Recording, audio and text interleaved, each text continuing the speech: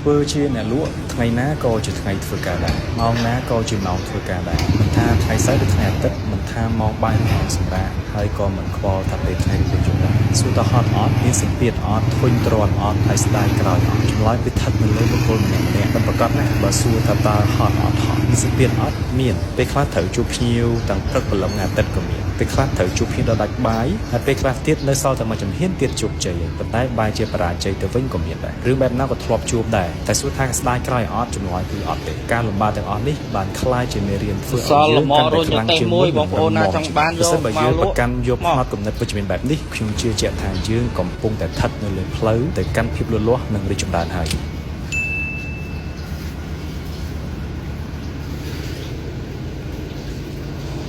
សល់លម៉រុញតេសមួយបងប្អូនណាចង់បានយកមកលក់មក我加班忙着赶羊木走，却有人看见你在街头游。我捧着热饭等你到心头。